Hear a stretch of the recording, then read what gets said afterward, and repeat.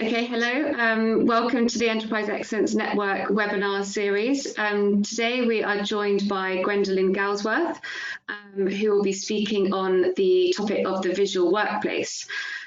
Just before we get into the presentation, I'm sure many of you have heard of the Enterprise Excellence Network, as I see some familiar names popping up. But we are an arena for senior lean leaders based in Europe and led by Professor Peter Hines. The workshops that we commonly hold are best practice and benchmarking workshops held at enterprise excellence sites. But since the pandemic, we are translating lots of this virtually, which has been hugely successful. And part of our sort of giving to the wider community is in doing these webinars as well. So to find out more about us and the upcoming webinars, you can visit our website, which will be on the follow-up email, which will be sent to you after the presentation by Gwendolyn. So there'll be around 30-minute presentation, and then at the end there's a Q&A time slot for 30 minutes where you can ask your questions in the questions tab. So yes, I'll now hand over to Peter just to say a few words. Okay, thank you, Peter. Great, thank you much, Emma, and good morning, good evening, good afternoon, wherever you are. It's my great pleasure to open the session with Gwendolyn Galsworth, who's going to speak on visual management. So Gwendolyn and I are both faculty fellows at the Shingo Institute, which means we meet sort of about once or twice a year at Shingo conferences, although this year maybe not because of the virtual nature. And Gwendolyn is one of the world's experts at visual management. So we're very pleased to be able to give her the opportunity to share some of her experience on visual management. So with that, I'm going to hand over to you and enjoy. Yes. Thank you. Thank you very much, Peter, and thank you, Emma. This is just a delightful opportunity, and I get to present on a topic that I also love. So thank you very much. I'm going to be talking today about visual management, but first I have to tell you that I need to find out where you're at on visual management. So I've asked Emma if she could please run the polling question so that I get a sense of your understanding, and then I can build on it depending on what I find. So if you would do that, Emma, if you could begin with the question, that would be great. Yeah, okay, so I've just launched that. So which better describes the outcome that effective visual management produces?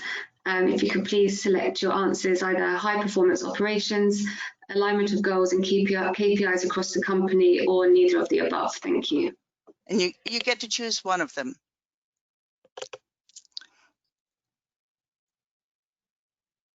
Thank you.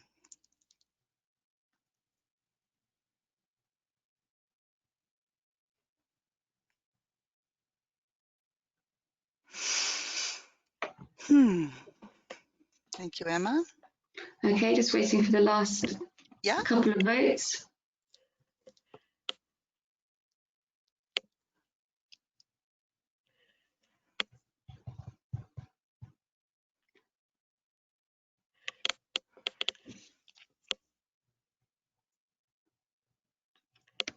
Okay, so we have 68% high performance operations.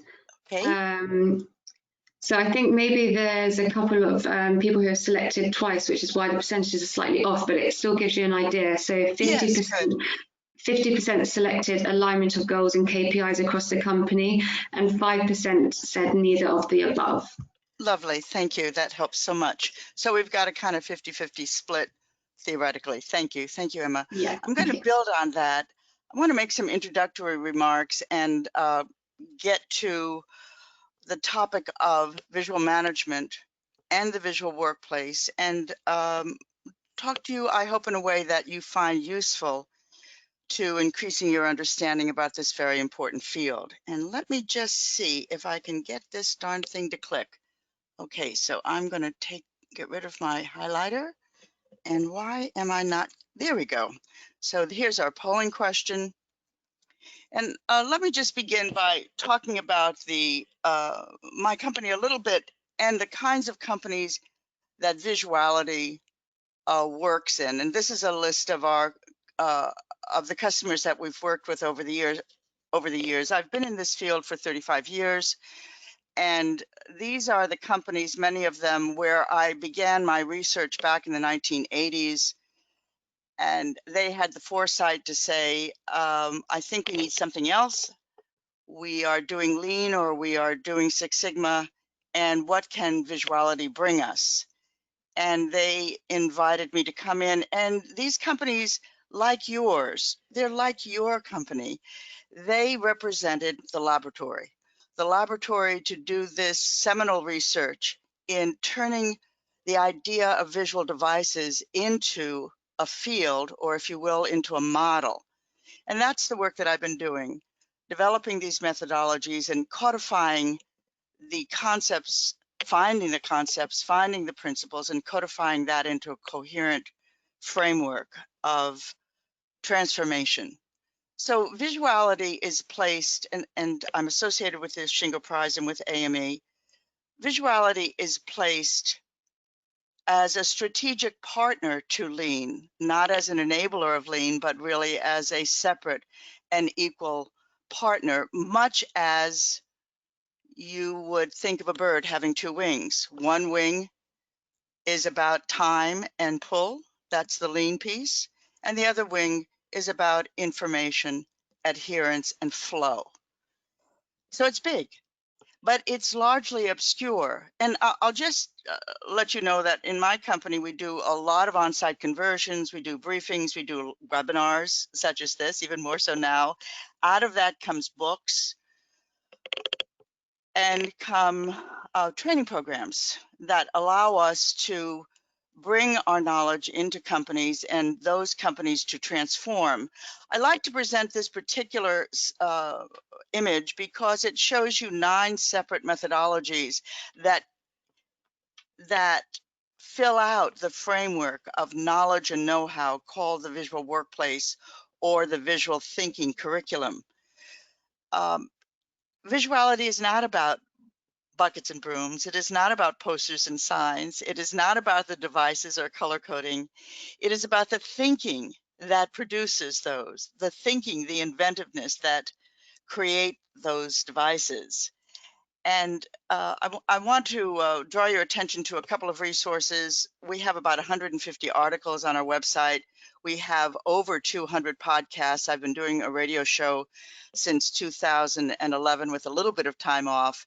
And these are very, very sound resources if you want to learn more. I basically use my radio show. Maybe I did 5 interviews over 7 or 8 years, but the rest were tutorials and primers and sharing what I know. We are very, very committed to sharing the paradigm so that you recognize that Visuality may indeed be a contributor to your excellence and your prosperity and your cultural transformation. I've organized, this is a model that I use to bring in the 7 core elements of Visuality. I'm only going to hit a few of them today. Obviously, I have 40 minutes at the most, but it'll give you a taste, I hope. It'll give you a foundation. Visuality is a language, Visuality and brain function. I'll show you some results, and I will begin by talking about visual management. The other pieces we'll touch upon, but we will leave for another day or another 3 days. The field has a great deal of depth, and it has a great deal of detail. The detail is the how. How do you implement? How do you create a change? How do you, in fact, create a workplace that speaks, a visually competent enterprise because of Visuality? I want to begin with talking about visual management to clear that up. And it's an interesting phenomenon that has happened in the last 7 or 8 years where Visuality, which was largely obscure, I started in 1984. I started with productivity, and then in 1990, I started my own company because the owner of productivity, some of you may know him, Norman Bodek, wasn't really interested in going any further in visuality, even though he was working with the great companies of the world. He had his hands filled with TPM, with lean, and with other interventions. And so I went off and I began my own research and formulated my company, Visual Thinking and the Visual Lean Institute. And then about 7 or 8 years ago, after decades of obscurity, suddenly people were talking about visual management. And in one set of 5 years, a study by McKinsey identified this. Business and industry invested $5 billion in digital management of data, the visual management of data, $5 billion industry-wide. These are all the digital companies, the digital Obeas, and the digital dashboards. $5 billion of investment in business and industry, and the impact based on the client's own assessment was about 5% of an impact. And I think it's a very interesting proposition to see the currency of visual management, but from my perspective, to see that it is really largely misunderstood. And therefore, if it's disappointing, it's only because the definition needs to be shifted. So I want to talk about that first, to share my perspective on visual management, to share what I know about that. And I think you'll get that in this sequence. This is a kind of teaching sequence. It takes about 10 slides, but I think it makes a very clear point. The first point is that words matter. It really does matter what you call things. And we know about the Sami people in the Arctic that they are experts. They carve the telling detail for words that matter to them. For example, snow, they have 180 words for snow. But they have over nearly 1,000 words for reindeer. Now, in English, we have one word for reindeer, whether it's singular or plural. It's a reindeer, or there are many reindeer. But this kind of discrimination is vital to a people who depend on reindeer and snow for their survival. If we do that with visual management, we have to understand what's surrounding it. So I want to show you this spectrum. It's a continuum. I call it the full spectrum of visual functionality. And I want to, excuse me, I don't know where, sorry, I made a change to this last night and the animation is a little bit off. So let me go back for a moment. And there should be an arrow traveling across the screen right now saying that Visuality will take you from startup to a completely transformed business singularly. And it will take you culturally, that's financially, it will take you culturally from a beginning of stability to a high performance driven organization. This has been my experience for the last 35 years. It is quite amazing if you understand the premises of what visuality is. And here's the spectrum of functionality. Excuse me, I'm going to open this up. It's a spectrum of 8 core methodologies. And when we place visual management, I'm afraid that this will, there's my little arrow. Okay. And there's this one. And here we're going to place visual management right there. Visual management is a component of a fully functioning visual enterprise. And unless we understand what visual management can do, we will be expecting it to do other things, or we will not be aware that there are other things to do with visuality, which is more the case, that people don't expect more than what I'm about to show you, and yet there is more. There are these 8 components. And I even want to assess a value to the contribution that each of these 8, moving from, get my little pointer here, hold on for a second. There we are, good. Moving from 5S, which gives you some impact. It is a compliance methodology, and therefore it doesn't really creatively improve the environment, but it does give you a kind of standard outcome. 2, operator-led visuality, which is one area that we've developed and committed to quite substantially. That's a 12%. Visual standards, which we'll see in a moment, is a rather flat, not powerful contribution, but a very, very important to document your protocols. Visual displays and visual scheduling for your supervisors is enormously important. This is where the Obeya room comes in, and further on for the executive, this is where your war room comes in. Right here, it's a combination of this 3 and of 8. And by the way, this isn't necessarily sequential. The sequence here is to help us understand that there is a connection and there is a chronology. You get to pick the timeline based on the assessment of your company. This is visual management.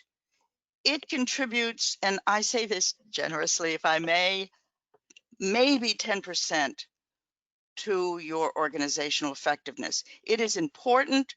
It can't be missed. It's an essential part of the spectrum of functionality, but it is only one of the contributors. And then we move on to problem solving and metrics. Then we have the synergy between the previous 5. And then we move on to pull systems and controls. You need stability before you can create pull. In order to create pull, you need to have a very, very strong visual aware, very strong operator control of his or her environment. And then poke-yoke, when you really want to make quality an initiative and drive defects out.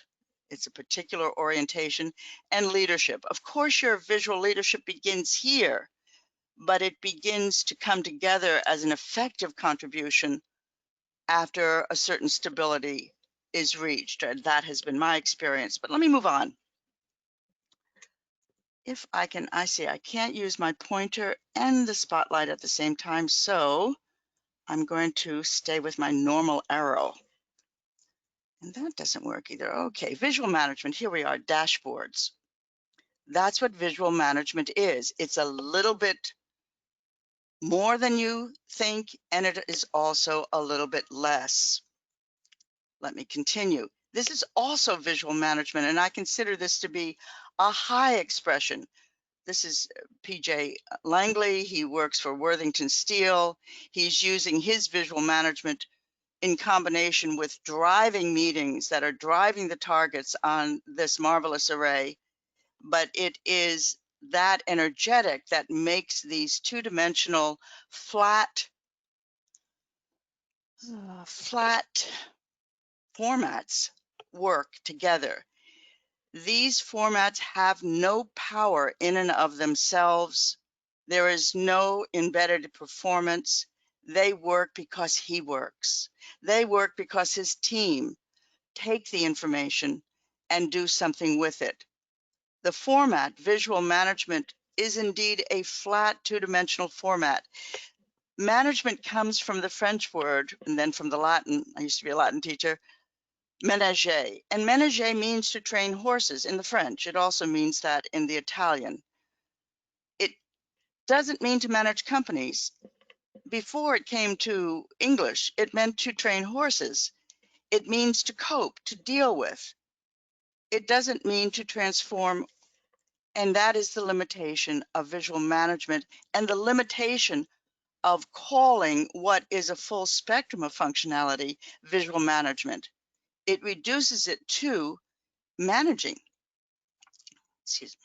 Okay, so we're going to contrast visual management with visual performance, and I want to show you an example of that, and I think a good one. So we're going outside the spectrum.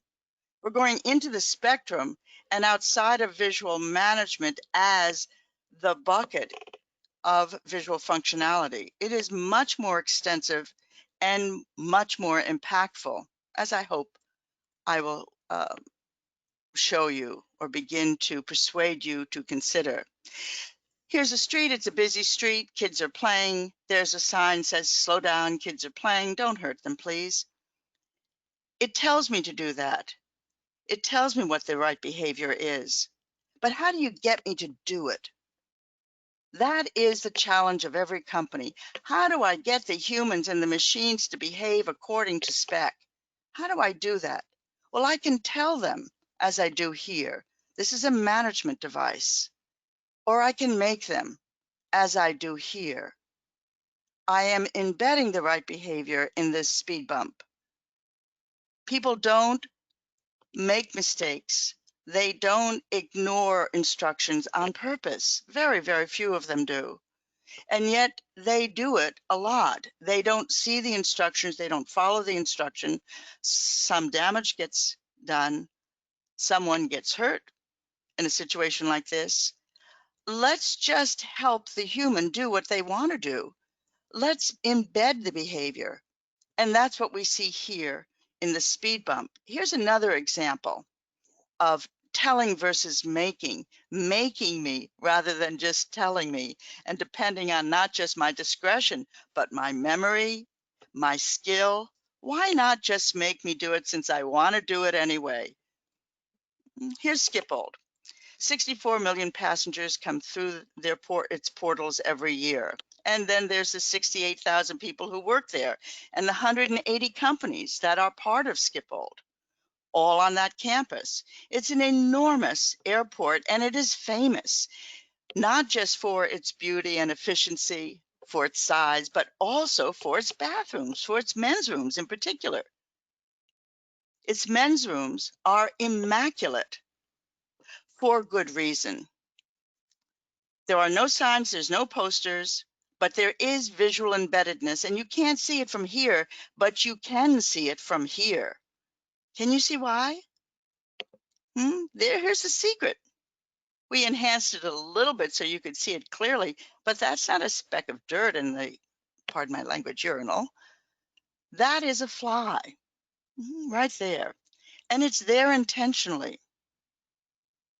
It began, this embeddedness began in England, Victorian England, when a gentleman who was running a company making sanitary ware, his name was Thomas Crapper of all things, he embossed the urinals with a bee because he was an anti-royalist. He wanted to encounter the splashback challenge. He wanted people to self-detect and self-correct.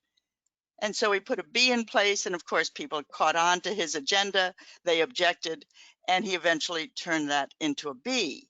But this is what we see, the difference between the metrics, the dashboards, the consumption of cleaning materials, and whether or not the men's rooms were cleaned on a regular basis. We audit that. Well, how about making that audit superfluous and simply letting the splashback disappear completely by embedding the behavior we want?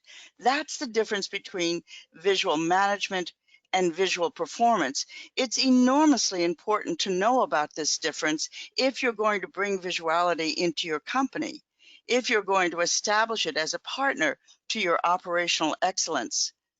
So with the question of, can it actually create high performance operations? In my book, it's simply not part of its capability. It's not part of its definition. It doesn't have the CPK to do that. What it can do is pronounce, announce, and track your goals and your KPIs, and that's extremely useful. This is the language of visual performance.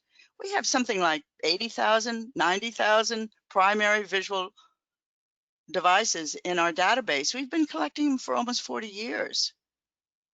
And part of them is visual management, but the greater part of them is visual behavior. Visuality is a behavioral mechanism. It is a behavioral performance. I'm going to kind of blow through this for a moment. This is a book that you can find. It's my first book on visuality, actually my second one, and it's a very good one for understanding these concepts, and I just bring it to your attention.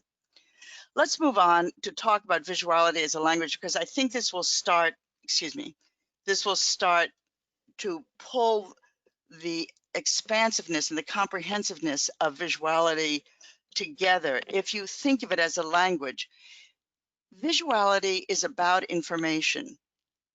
The pre-visual state is about information deficits. There's an enemy in the pre-visual workplace, and that enemy is not just invisible, it isn't there. The enemy is missing information. The enemy is missing answers. So when we implement a visual workplace, we implement an information-rich environment. And that's why I say the two wings of the bird is one is about time and pull, and the other is about information and flow and adherence. This is visual. This is, if you will, lean or JIT, the technical version of lean, its ancestor. In a non-visual based environment, we are quite literally lost. We have no navigational anchor, and that puts us personally in a state of risk, and it also puts the organization in a state of instability, unpredictability, and it is almost impossible to make improvement without a foundational stability around information. This is the missing piece. So I'm just going to show you some pre-environments, and you can look at this as pre-5S, but there's another way to look at this. For example, the difference between this one and this one is not much in my eyes. This one is clean and neat, but it has nothing that the eye can recognize, nothing that the brain can process. It lacks pattern. When we lay down 5S, think about laying down the pattern of work. Recognize that the mind is a pattern-seeking mechanism. And my mind will look at this environment and seek a pattern and seek a pattern and seek a pattern, but not be able to find one. And yet the mind seeks. This is enormously important. I'm going to summarize brain function, which comes up next because I want you to get this now. 50% of our brain functions is dedicated to finding and interpreting visual data. We are sight dominant, not just in our social behaviors, but also in our brain function. And that 50% of brain function is not voluntary. It's like our heartbeat. It's not voluntary. And it isn't 50% of the 10% of the brain that we use. It's 50% of the function. This is research. I didn't make it up. It is the basis of understanding the importance, the prominence, the primacy of visuality as a strategic transformational process. Without visuality, literally the brain goes into alarm. It cannot find a pattern. Therefore, it cannot stabilize. There's a lot to be said about this. This is a very clean environment, Arnott's in Australia, and yet when I was in it, I felt at high risk. I didn't know where out was. I didn't know where anything was. All it was clean and vast. And I could feel my brain go into a very nervous and almost panic mode. The same way that clutter doesn't have a pattern. So in visuality, we are introducing into the environment something that our brain and our mind need in order to focus on the work itself. We need to know, and we need to know visually. This isn't a know why. This is a simply know. That is the pattern of work, okay? This may bring it home to you. And the section we're in is visuality as a language. Can you see the information here? This is the area of Rick L., a master visual thinker. Can you see the information? Can you see it? We know there's a lot of information in that machine, how to run it, how to repair it, how to maintain it, how to fix it. But can you see the information? You better remember it. You better hope somebody told you. You better hope you remember it and that you can bring up that detail when and as you need it. This is a workplace that doesn't speak. This is a workplace that is full of information deficits and its footprint, and it's the only way we can actually see the information deficit. Its footprint is called motion, moving without working. So we see people wandering around. We see them making mistakes. We see them asking questions. We see other people answering questions in order to fill these information deficits. Here's the after. This is Rick L. thinking. This is him thinking and finding the information deficits and turning them into a language that he can understand because he has made it. This is the before and this is the after. That's the journey. And you multiply that. The productivity in this work area went up 26%. And he's a master machinist. Didn't realize that so much of his time was spent in this micro motion. Well, multiply that through the 200 people who work in this plant across 3 shifts, or maybe the 1,000 people. And this is just the first part of the spectrum, operator-led visuality.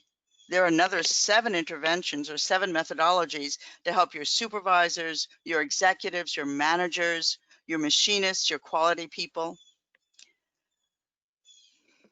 I just want to touch upon this because it's very important, and it introduces a dynamic that maybe explains to you about how do you get this multiplication of languaging, this multiplication of visual devices. What I'm about to show you is conceptual. It is not methodology, but it is core to what I've discovered when I did my research in the 1980s and really in the 1990s, and it continues to this day, about what runs visuality. How do you create a driver? It's run by 2 questions. The first question is, what do I need to know? What do I need to know that I don't know right now in order to do my work? Notice the arrows. We ask that question. We see that we have the question through motion. We then identify the question and we answer it visually, and then we pull the information to us when and as we need it. That's the first part of this. What do I need to know? And please notice, this is very, very much to the point of my attempt to persuade you that visual management is much too narrow to describe the transformational nature of visuality when you actually implement it transformationally. The engine is that I. It doesn't say, what do we need to know? But what do I need to know? And this works exactly the same way when I'm working with executives and they're creating their Hoshin for the first time and they're getting clarity on their direction, and with an operator who is identifying the motion that is triggered in his workplace and going after motion and becoming a visual thinker. A visual thinker is someone who has the ability to recognize motion and the information deficits that trigger that motion, and then to eliminate both through solutions that are visual. If you're worried about the teams, we go to the second question for the we. This first question enables the operator, enables the CEO, the supervisor, the marketing staff, the machinists to get control over their corner of the world. It's informational control. Our companies are starved for information. We have meetings instead of embedding information. And even those meetings are not that effective. They're becoming more effective now that they're becoming more visual. Don't worry about that I. That I is our great friend. The second question is the we question. The second question is, what do I need to share? What do I know that you need to know, that I need to share so you can do your work more safely, better, more completely? What do I need to share? Can you hear the we in that? Can you hear the self-leadership? Can you hear the servant leadership? That's what visuality is about. That's where the transformation happens. I think I might just, Peter, I think I might just go to some results because I promised to show some of those. If you don't mind, I'm just going to jump out of this for a second and go to the results. We'll send you the whole presentation. It's not that far away. Brain function we've done. All right. That's okay. We're about 35 minutes in, Gwen. Yes, this will take about 6 minutes. I'd love to get to questions. Thank you, Peter. Okay. Thank you so much for telling me. So visuality, I'm going to go back one. We are visual beings. Therefore, we live in a visual world, and it's not the other way around. The world isn't visual teaching us to be visual. The world is visual because we need it to navigate.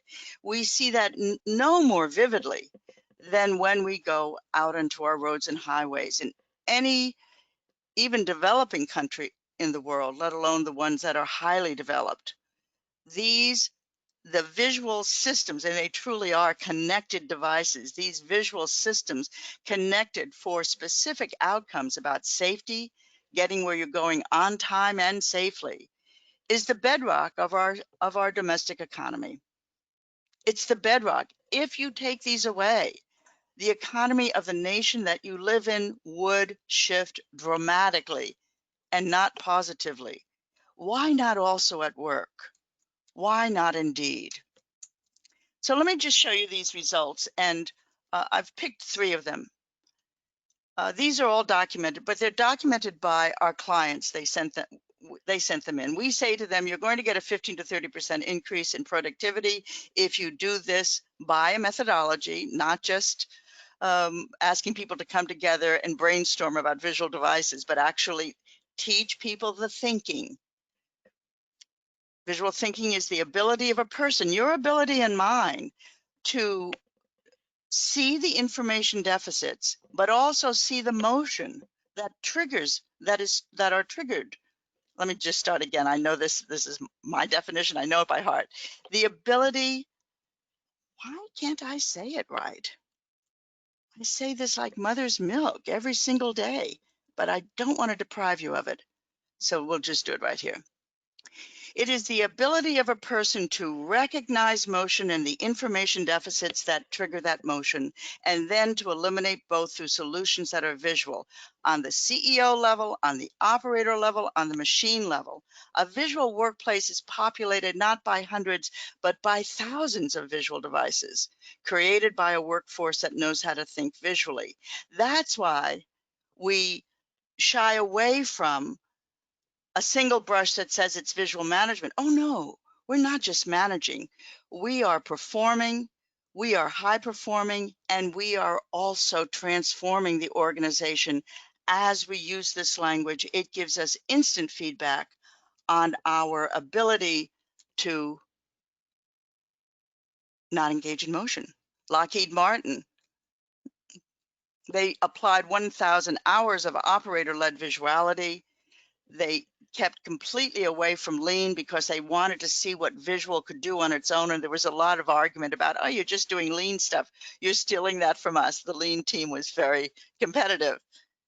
And they went to their skunk works in Palmdale. I wasn't permitted. They sent me out the results. They said, Gwendolyn, we've proved it again.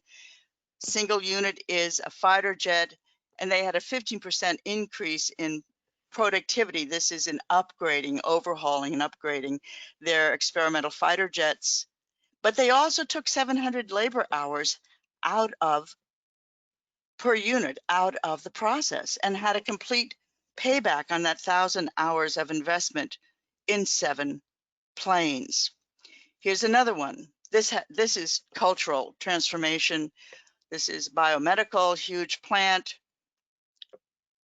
a huge division in one of the plants. The operators took over. They trained themselves. They said, we want to do this ourselves. You say it's I-driven. You say I. Could we just do it ourselves, selves? And senior management said yes. And within this period of time, 6 months, they implemented over 1,000 implemented visual solutions. You can find that in my book, Work That Makes Sense. It's a very, very good book. It's an implementation manual.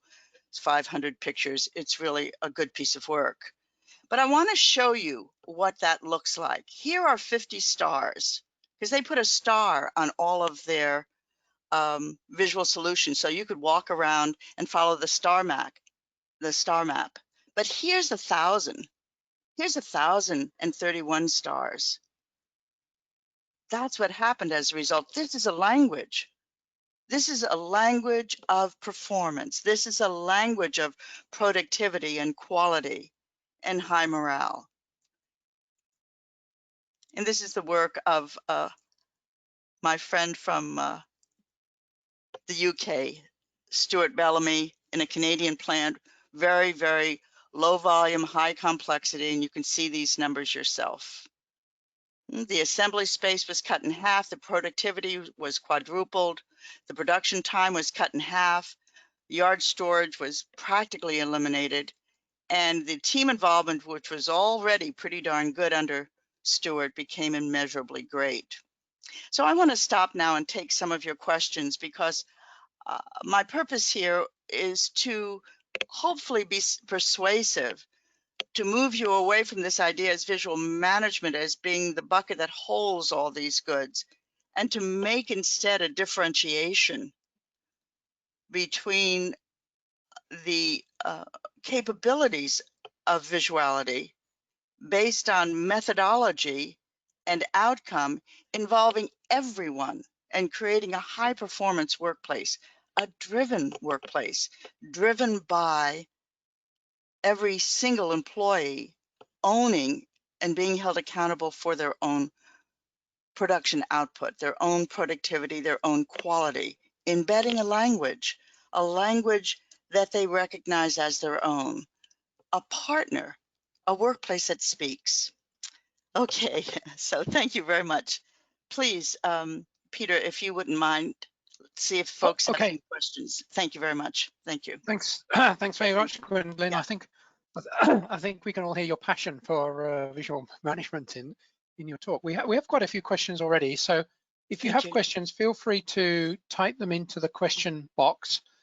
The first questions are all from the same guy, David. So I'm going to pick one, and then I'm going to move back. And if we got time, we'll come back, David, to some of the other ones. But your first question was, I think of visuality as answering how to achieve information flow. Would you say this is accurate? It is accurate, but not complete. It's not just achieving information flow, but it is first finding the information and then achieving the flow. It's a very interesting sentence, because in fact, visuality will establish flow. And as we know, Ono said, flow where you can, pull where you must. So the information deficits in a workplace are crippling. They segment and fragment any process you can imagine, because it's the informational pieces that connect process. Unless you're deeply embedded, and Toyota is an example of workplace visuality that has disappeared in itself. So deeply embedded, the information is so deeply embedded through Jidoka and through Poka-yoke as to be a non-visual workplace. It's all hidden in plain sight. So it is partly, it is an interesting beginning sentence. It just lacks fullness, but kudos, that's very good. Excellent, David. Okay, good. Right, we have a long sentence here, which I'll try and convey. This is from Matthias over in Germany, and he says, Dear Gwendolyn, many work processes are guided by or have to follow steps documented in ISO 9000 repositories. Do you have examples of workplaces that offer a visual connection into a company's processes, into a company's process landscape? I think it'd be useful for people to have a visual guidance to follow these processes embedded in their day-to-day work environment, workplace software, etc. Like your examples with the speed bump. Well, if you say, is there an example that goes beyond documentation? That is the point of a workplace that speaks. You need to have documentation. You don't need to have it right away. You can begin there, but you don't need to. What you need to do is enlist the workforce, equip the workforce, And normally we begin with the operators because that is where the power is the least and where the information deficits are the greatest, where the motion is running the show. They need to get control of their corner of the world. Your question is a question that is carved in such a way that the answer is not the answer that is embedded in your question. It's something else. You can give me a phone call. We can have a Zoom. Let's talk about it. But there's so many layers in there. It's packed and we have to unnest it. For operators, the first, I just want to say this, Yep. okay, the most important question to be answered for an operator is where, the visual where. And we have been using 5S to establish the where, but that's not its purpose. 5S is not strong enough to establish a coherent functioning where. What it does instead is make things neat and clean, but you know as well as I that companies stop before they become visual. And that's the big problem. Without that foundational where, your operator is compromised, is not in control, cannot contribute to his own work because it's continually unstable. So we begin not with the documentation if you have them, fine. If you have the documentation, your visual standards, fine, good. You've got some strength. But it's a visual indicator. It has no power at all. It can't make me do it. It's just telling me to slow down. It's telling me to do this. What you want to do is translate that information and get it into the performance landscape. And having it on the wall is better than having nothing. At least I'm not making stuff up. Okay? Okay, very good. It's different. It's different, dear Mateus. You give me a Okay, call. so, We'll have a Zoom session. I'll show you more. Okay. The big question. Very good. Okay. We'll forward information how to get in contact with you as well. Good. So next question is from Stephen over there in Northern Ireland. So Stephen says, having exposed the gaps against standard targets using visualization, what is the best visual thinking you've seen for solving problems in the day-to-day range? I'm going to take that question and answer it from my preferences, what I have seen and done. Sure, yeah. Would you read the question again so I can So zone in on having exposed the gaps against the standard target using visualization, what is the best visual thinking you've seen for solving problems in the day-to-day range? So when you say having exposed the gaps, I know exactly who you've been talking to, and I know the thinking behind that. I know that paradigm. What I want to know is, how have you exposed those gaps? Have you used metrics? Is it conceptual? Is it data driven? I'll give you something that you can try out. If you want to make the difference between the gaps and day-to-day improvement, change your orientation to metrics. Do this. Instead of using metrics, I'm going out on a limb, but I think I hear that under your question. Instead of using metrics that monitor or metrics that show, shift. And for one of the 10 or 12 or 7 metrics that you have per work area, or 4, let one of them drive.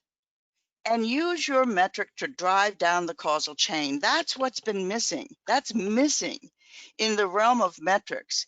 It's as though all these ideas of metrics come from the same place, and that place happened 20 years ago when we were just being introduced, thanks to some professor at Harvard, to KPIs. But the KPIs are a big trap because they show, they monitor, they tell us, but they don't give us a pathway. So shift your metric to metrics that drive. Drive where? Drive down the causal chain. Begin to segment just one set of metrics. Just reveal what's in that dot. Just see a dot, see a trend line, see a dot, a nexus point. How many times, when? And explode that dot. What's in that dot? Segment that dot. and you'll begin to touch causality. When you look at Toyota and you look at the great transformational operational systems in the world, they're about one thing, and really one thing only, and that is about causality. It's not spoken of as a headline, but if you use it as a headline, my production system, my operational system must be about causality, you'll immediately enter into a completely different framework for using your metrics, and you'll expect more of them, and they will give you more. The data is there, the information is there, cause is there, but KPIs will not take you there. That's one of my messages about visual management. Visual management is incapable of transforming the organization. It will help you manage the organization. It won't transform the organization, nor will it transform your leadership. Leaders cannot become effective leaders by using dashboards and KPIs. There's a different kind of revolution that has to happen, a transformational understanding that has to happen in the executive and in the managers, and even, please, even in the supervisors, that will help them become drivers and leaders and completely shift their identity. Completely shift. The purpose of visuality is to create stability so that people and your organization can grow. So management, visual management, is a misnomer because I've already said why. Okay, Peter. I want to say so much more, but I think that we're okay to touch upon these things. These are great questions, really great questions. Sure. Matej says he's going to contact you later, so I love you can that. follow up. Thank you. So, so the next question, I'm sorry, I'm not sure of the pronunciation, so I'll do it in a Welsh pronunciation, which would be Mythili if it was in Welsh, but I'm sure that's not right. Oh, it's wonderful. Anyway, so the question here is, as you know, there's often resistance in moving in this direction. How long does it take to make a reasonable movement, and what would be the first steps to convince people? And when you're talking about the movement, you mean to a workplace that speaks? May I assume that? I think so. Yeah. Okay. And just read the question again. Sorry, I just hear the emotional layer, and then after that, I hear the verbal layer. Can you give me the verbal layer again, please? As you know, there is often resistance in moving in this direction. How long does it take to make a reasonable movement? And the first steps to convince people. Resistance and how long? In fact, the how of visuality for me is as delicious as the what of visuality, the visual landscape. How do you get people to engage in developing a language that they call their own because it is theirs, that they understand and they own and they use aggressively to eradicate their emotion, their information deficits? We let the I govern. The how is, and I know that this is for the time being unique, but I hope to change that. I've got about a good 30 years left in my working life, and I intend to use those moments to do this. And that is, you let the I drive, but the I drives within a methodology. In teaching people how to think visually, we teach them a set of principles and concepts, and then we give them a step-by-step methodology. We want them to show up. Attendance is mandatory, participation is voluntary. And if people resist, we allow them to resist. If we're going to get that I to come out, this is the individual, not this I, the individual, that internal power, the will to come out and engage and enroll in the enterprise, we have to allow that I to come out when it's ready.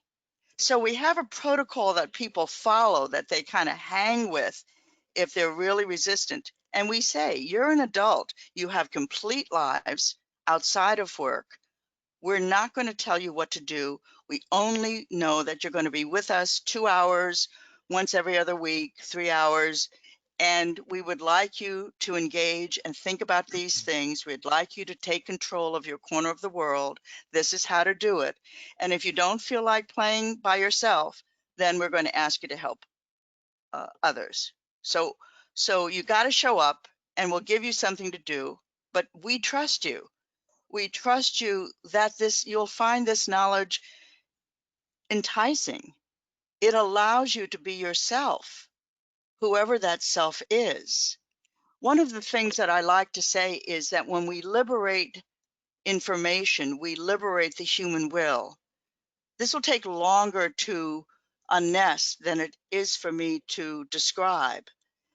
But there is such pressure on people when information is not available when and as they need it, and that information is not timely, accurate, and complete. Those three things. The pressure is internalized.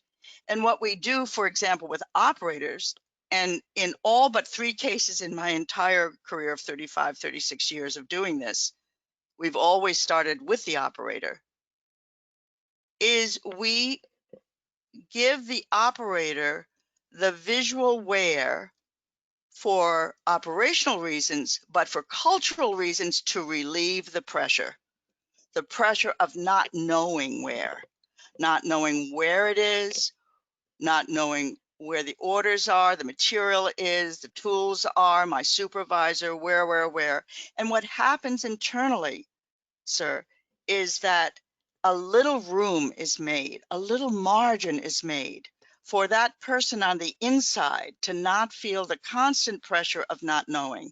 That is the evil of information deficits. I feel not only out of control, but powerless.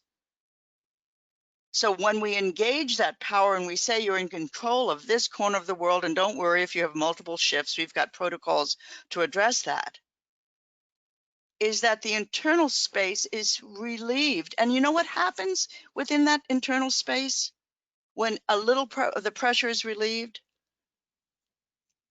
The person grows. The person's identity shifts. So what was a pushback to begin with becomes a relaxation, a kind of tolerance. We teach tolerance. We do not teach teams. Tolerance is what happens before teams happen. You know, you got to stand to be in the same room. And when we're doing this across a group of 30 or 40 or 100 or 200, it is that the identity of your culture begins to shift and people begin to own more of their own space because they can feel more of their own space. So this idea, I am not a sentimental person. I'm practical, and I have years and years, decades, in hot, sweaty union shops where the pushback was unmistakable. I've had grievances filed against me many, many times. You have to work with the individual. You have to set up a methodology that allows that individual to not be under attack to learn, to not be required to learn, but to want to learn. And that doesn't take any time at all. It just takes taking your thumb off their head. Maybe that's not your way. Maybe you don't feel the thumb, but your authority is a thumb. Your position is a thumb. So you just step back. You know, for me, one of the things that I learned as Visuality was teaching me, as setting up a language, was saying, no, that's a mistake, Gwen. You see, that's what happened to that supervisor. You made a mistake, correct the methodology. It was this constant dialogue of allowing what is strong in us to come out and to contribute to the company because it wants to. This is so not airy-fairy. It's so practical. And the most resistant, you know, what I would call to my some intimate person, I would say, this person is just a scoundrel. There's such a pain in the neck. And yet I would follow the methodology as it was teaching me and let that person alone. And that person would suddenly go through their own identity shift because it wants to. It's part of, I only have another minute, so I'll say this. This might be reaching too far in a virtual context. But when I said the mind is a pattern-seeking mechanism, if you really examine that, we understand that the mind will seek a pattern and find it or make it, and then use that pattern as a stepping stone to seek and find the next level. and use that. Once it's established, you say, yeah, I get it. And use that as a stepping stone to find the next level of pattern and the next level of pattern. That's built into us. It is brain function. It is what makes us imaginative and brilliant, scientific and artistic. It is an appetite to express this stepwise, finding a pattern, stepping on it. This is what we call continuous improvement. It is a description of continuous improvement. That means we are by nature beings who continually improve. We want to get better. It's natural for us. And I think it's part of the transformation to allow your employees to find that in themselves and let them take all the credit for it because they did the work. When you liberate information, you liberate that human will. You want that will. You do not want it turned against you in the form of resistance. I don't know if I answered your question, but that's how I would answer it today at this time.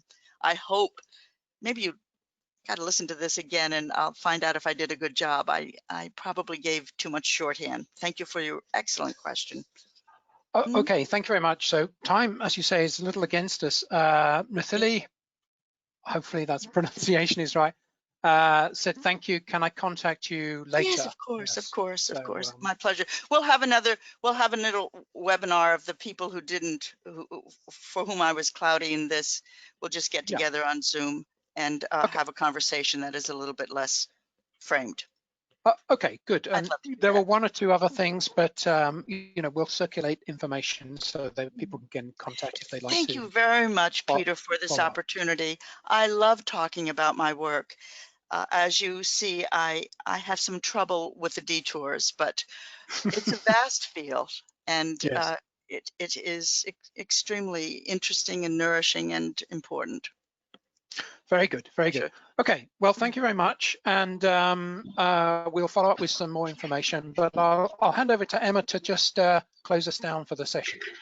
Thank you. Hi, yes, thanks very much, Gwendolyn. That was really, really interesting stuff. My webcam is not working for some reason, so I'll just say thank you everyone for attending.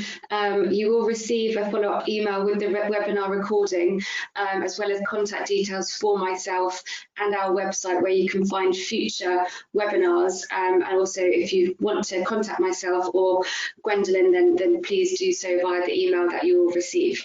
So yes, take care everyone, and thanks very much again, Gwendolyn. Thank you. Yeah, pleasure, thank you. Thanks, goodbye. Okay. Bye. Bye everyone, and thank you, Gwendolyn. Thank you, sir. Thank you, Emma. Goodbye. Thank you, everyone.